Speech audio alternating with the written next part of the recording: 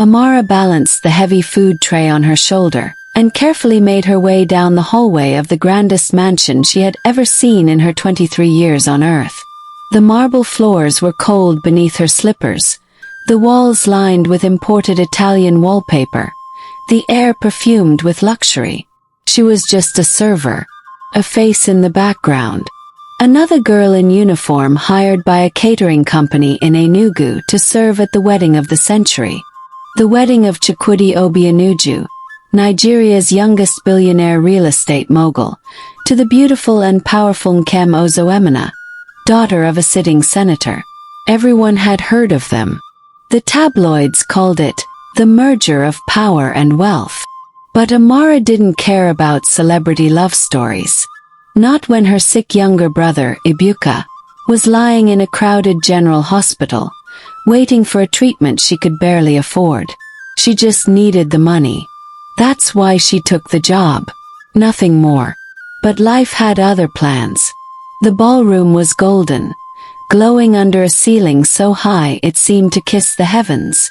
Celebrities, politicians, dignitaries, people she had only seen on TV, laughed, danced, and drank wine that probably cost more than her entire year's salary. As Amara moved between guests, offering small chops and refilling glasses, her eyes accidentally locked with the groom himself, Chukwudi. He was standing near the bar, surrounded by important-looking men in agbadas and women in glittering gowns. Yet somehow he noticed her. His gaze held hers for a moment too long. Not in a flirty or arrogant way. Just curious. Embarrassed, she looked away and quickly disappeared into the kitchen. But that moment would change everything. Later that evening, while picking up empty glasses near the private garden corridor, Amara heard whispers. She turned a corner and froze. Nkem, the bride-to-be, was on the phone, pacing in the shadows. "I told you to wait until after the wedding, Nonso," she hissed. "Once I get Chucks to sign the prenup and the estate deal goes through, I'll leave him. He's a fool. He thinks this is love." Amara gasped softly. Nkem continued, unaware of her presence. "We just need a few more days, and I'll be yours again. Just act normal." Amara's blood ran cold. She shouldn't have heard that. But now she couldn't unhear it. Amara tried to keep her head down, but the next morning she was summoned. "To the study," the head supervisor said. "Now." Shaking, she entered the luxurious private office. Chukwudi was alone, sipping black coffee. "Amara," he said calmly, "I believe you overheard something yesterday." Her heart raced. "Sir, I didn't mean." "I'm not angry," he interrupted. "I just need the truth. Please." Swallowing hard, she repeated Nkem's exact words. He listened without blinking. When she finished, he stared at the window for a long time. "I had my doubts," he murmured. "Now I have proof." Then, without looking at her, he asked, "What would you do if your whole future was being used as a business transaction?" Amara was quiet. "I don't know," she said honestly. "I've never had a future like yours." He turned to her. "Maybe you should." He saw her again the next day. And the next. Not as a billionaire, but as a man trying to figure out the wreckage of his life. They spoke. She told him about losing both parents in a car crash. About raising Ibuka alone. About the nights she went hungry so he could eat. He listened. Then he said the unthinkable. "I want you to marry me instead." Amara stared at him like he'd grown two heads. "Are you mad?" "Probably," he said. "But I'm also free to choose who I trust. You don't even know me. I know you're the only honest person in this house." She laughed nervously. "I'm just a maid." He stepped closer. "You're the woman who could save me from making the biggest mistake of my life." Chukwudi gave her time. 2 days.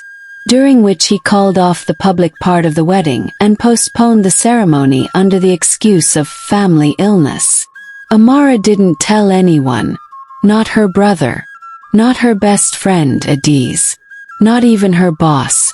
But deep inside she began to wonder, what if this wasn't madness? What if this was destiny? The dress arrived in a box made of velvet, not chosen by her, but it fit perfectly. In front of the mirror, she didn't recognize herself. For once, she didn't look like a girl from the slums. She looked like a woman stepping into something new.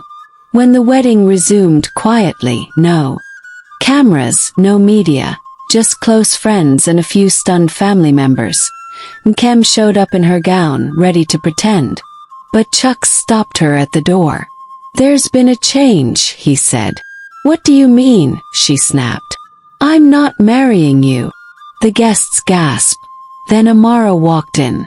Nkem's eyes nearly popped from her skull. "You're joking," she hissed. Chuck's handed her a flash drive. "That's a recording of your call with Nonso. I suggest you leave quietly before the media gets it." She stormed out, and Amara walked down the aisle, not as a server, but as the bride. The headlines exploded the next day. The maid who married a billionaire. Caterer turns bride in shock wedding twist. The internet went mad. Some people celebrated her. Others called her a gold digger.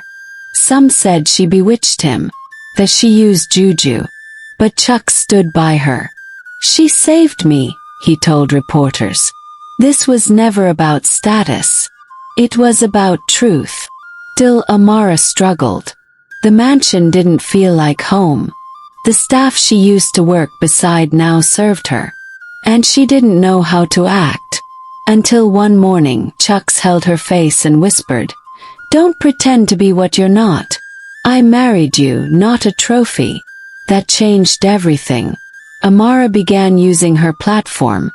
She set up a foundation in her parents' name, helping girls from poor backgrounds access education. She visited Ibuka every week in the hospital until he was strong enough to walk again. She didn't abandon her roots, she embraced them. People began to see her differently. Not just as the girl who got lucky, but as a woman who earned everything through courage. And Chuck's, he never stopped loving her. Even on days when she felt she didn't belong, he reminded her, "I didn't save you, Amara. You saved me." 5 years later, Amara stood on the balcony of her own home, holding her daughter in her arms. The sky was orange with sunset, and the laughter of children echoed from the garden. She glanced at the wedding photo on the wall.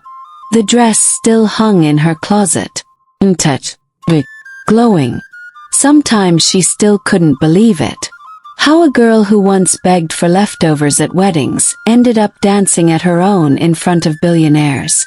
Not because she tricked anyone, but because she was seen, truly seen, and loved. This is the Gracious Voice. If this story moved you, don't forget to like, subscribe, and leave a comment below. More powerful stories like this are coming soon. Red Heart Sparkles.